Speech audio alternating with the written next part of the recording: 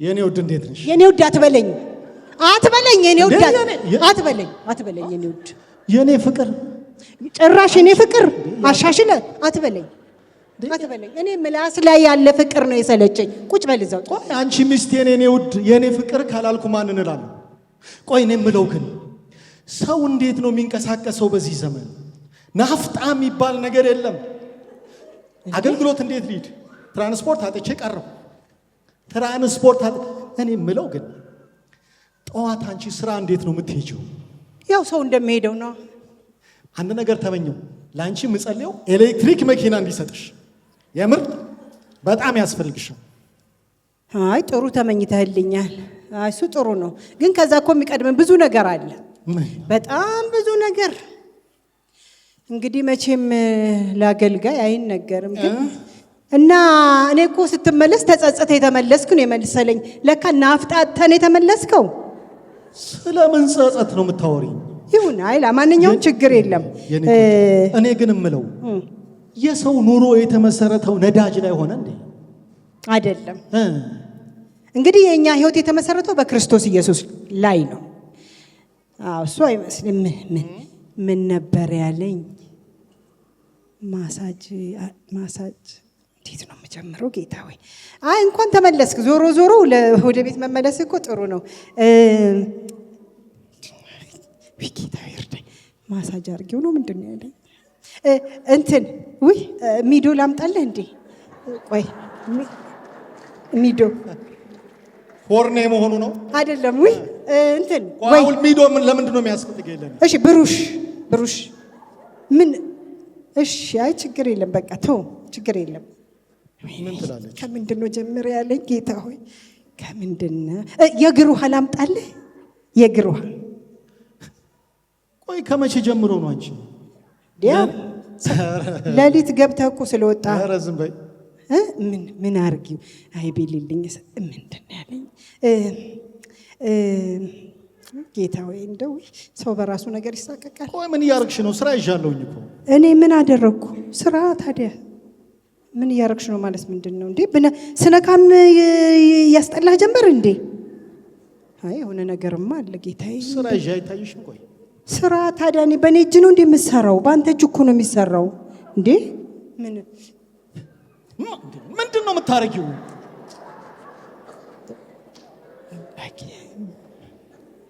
ልክ አይደለሁም እንዴ? በሁለት እጅ ልሞክር።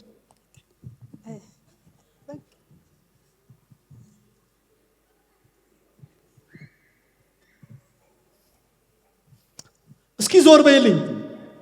ስራ ይዤ አይታይሽም? ቆይ ምንድን ነው? እየሰራው እኮ ነው። ለምን ዞር አትይልኝ? ዞር በይልኝ ያልከው? አዎ ዞር በይልኝ። እንኳን ካፈ ወጣ። የኔ ብቻ ሐሳብ አይደለም ጥሩ። ይኸው ዞር ብዬልሃል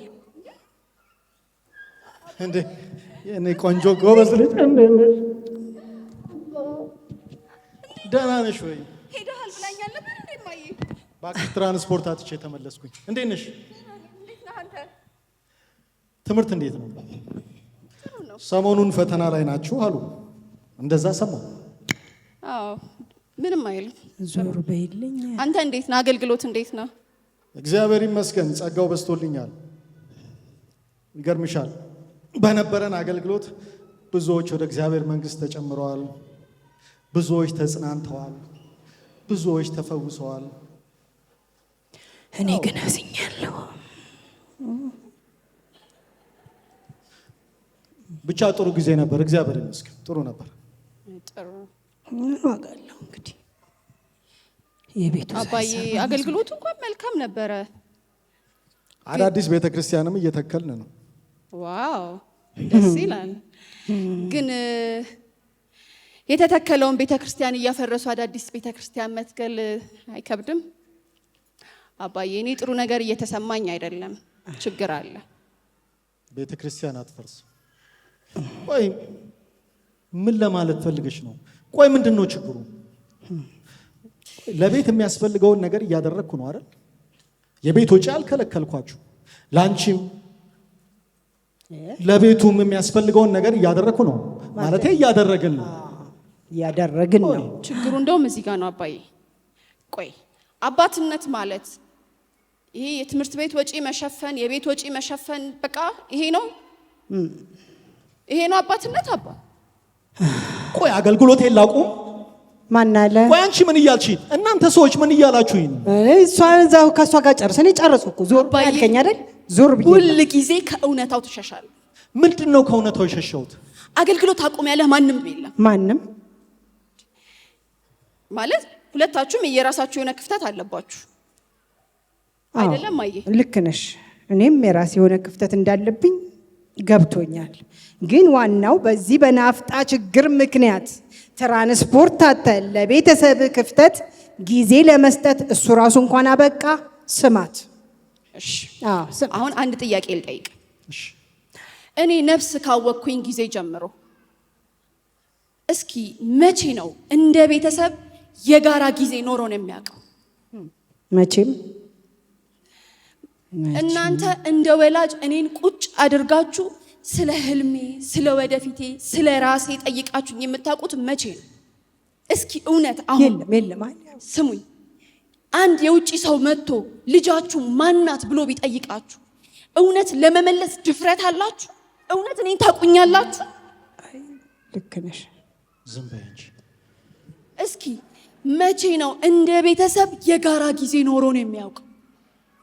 መቼ ነው አብረን ጸልየን የምናውቀው? አብረን ቃሉን አጥንተን የምናውቀው? መቼ ነው እንደ ቤተሰብ በጋራ ወጣ ብለን አብረን ማዕድ ቆርሰን የምናውቀው? አባዬ መቼ ነው? ሲጀመር የጋራ መሰዊያ ሲኖረን አይደል እንዴ? ሲጀመር አባ ውጪ ላይ ማገልገልህ መልካም ነው፣ ግን ቤት ውስጥም ያለውን ነገር መመልከት አለብህ። እሺ ማለት የኔን ተወው፣ ግድ የለም ማለት እርስ በርሳችሁ ራሱ ጊዜ ኖራችሁ ያውቃል? አባዬ ጭራሽ እንዴት ነው?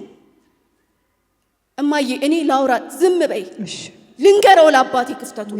ቅድም ነግሬሻለሁ ባንቺ። አባ ለሷስ ጊዜ ኖሮ ያውቃል? እሺ ቶ አንተ አገልግሎት ስትል ስትባዝን ስትደክም ትኖራለህ። እንደው ራስህን ቁጭ ብለህ የምትመለከትበት የጥሞና ጊዜ ኖሮ ያውቃል?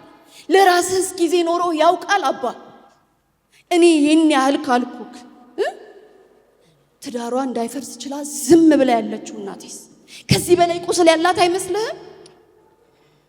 አባዬ እስኪ መልስልኝ። እሺ ቆይ ምን አርግን የምትሉኝ? እሷ ነች የጠየቀች። አንቺ ጣልቃ አትግቢ። አባውንም አልገባህም? ሰላም ለዚህ ቤት፣ ሰላም ለዚህ ቤት።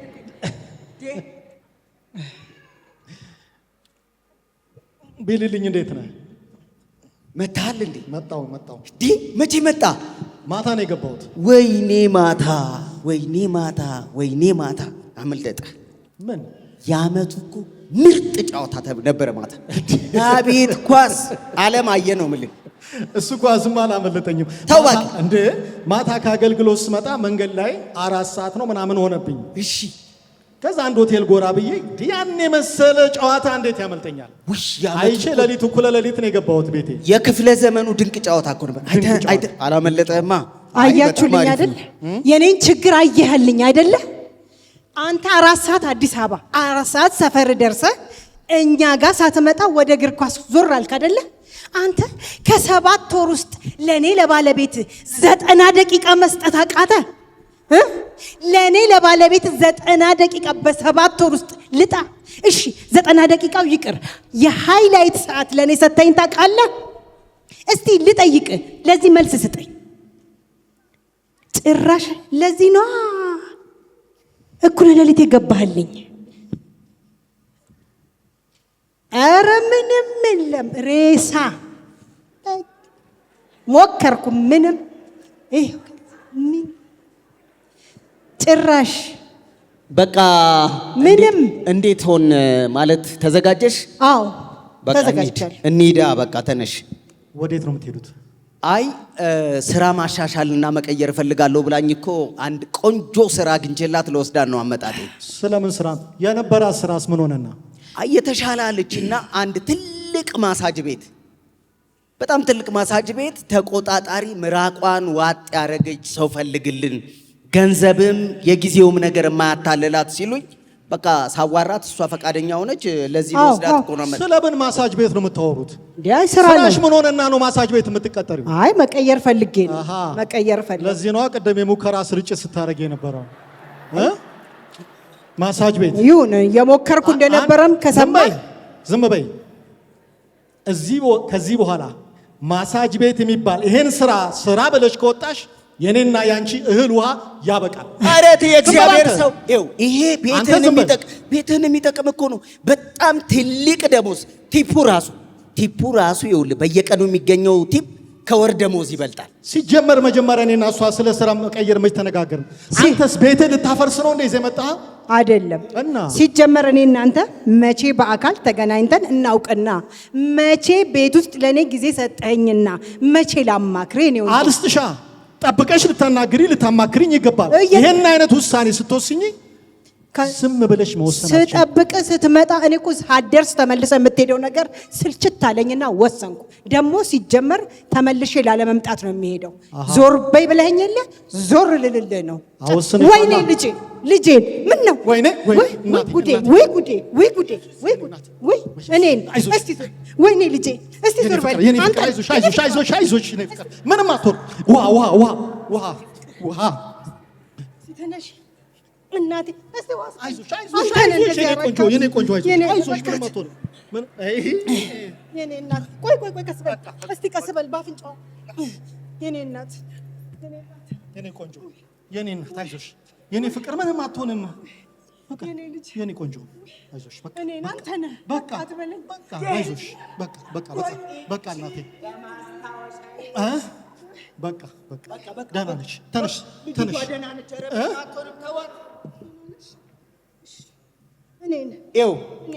ሰማችሁ?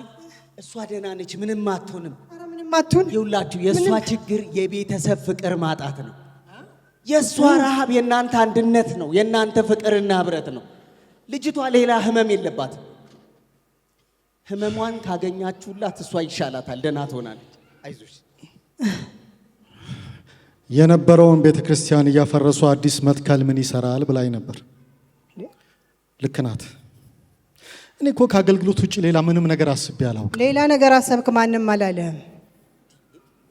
አይደለም አገልግሎት እንደዚህ ነው እንዴ?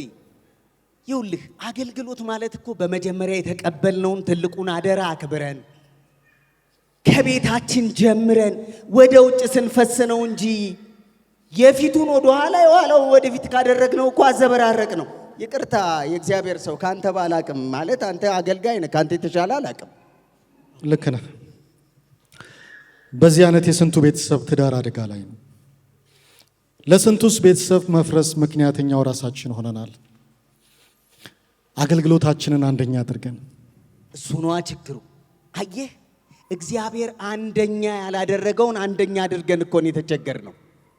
እግዚአብሔር በመጀመሪያ የሰጠን የገዛ ህይወታችን ነው። ከዛ ደግሞ ቤተሰብ ትዳራችንን፣ በትዳራችን ውስጥ ያገኘናቸውን መክሊቶች ልጆቻችንን። አየህ አገልግሎታችን ከቤት ሲጀምር ቤታችን ሲፈወስ አካባቢያችን ይፈወሳል። አካባቢያችን ሲፈወስ ቤተ ክርስቲያን ትፈወሳለች። ቤተ ክርስቲያን ስትፈወስ ሀገር ትፈወሳለች። ለአገርም ለቤተ ክርስቲያንም በጎና መልካሙ ነገር የሚጀምረው ከቤተሰብ ነው። መጀመሪያ ቤተሰብህን አንደኛ አድርግ። አገልግሎትህ በቦታው ሲሆን ትክክል ይሆናል። ልክ ብለሃል ቢልልኝ። ላለፈው ጥፋቴ እግዚአብሔርም ቤተሰቦቼንም ይቅርታ ጠይቃለሁ።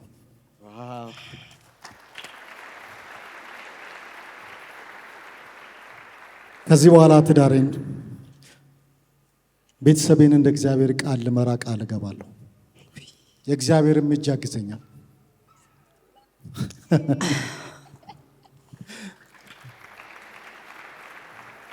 እንደናንተ ድራማ እንኳን ባይሆንም ግን ከዚህ በኋላ ከዛሬ ቀን ጀምሮ ቤቴ እንደ እግዚአብሔር ቃል ይመራል። እግዚአብሔር ይመስገን። አየህ ከቤተሰብ የሚጀምር አገልግሎት ለቤተ ክርስቲያንም ለምድርም ብርሃንና ሕይወት ይሆናል። ህይወት ያለበትን አገልግሎትን ዛሬ ከቤት ጀምር። አገልግሎት ሁሉ በጤንነት ይፈሳል። ልክ ነው። መልካም ቤተሰብ ለመልካም ትውልድ መሰረት ነው። እግዚአብሔር ይመስገን። ይህ በጥቂቱ የማንቂያ ደውል ነው። የእግዚአብሔር እጅ ደግሞ እንኳን እንዲህ ሊፈርስ የተንጋደደውን ቤት የሞተም ያድናል። ቤታችን ይፈወስ። ኑሯችንን፣ የቤታችንን፣ የቤተ ክርስቲያንን፣ የሀገርን፣ የሁሉንም የዓለምን መሰረት የሆነውን የእግዚአብሔርን ቃል ቅድሚያ አድርገን ቤታችንን እንደ እግዚአብሔር ቃል እንምራ። ቤቴ ስለተዳነ፣ ቤቴ ስላመለጠ ክብር ደሱ ይሁንልኝ።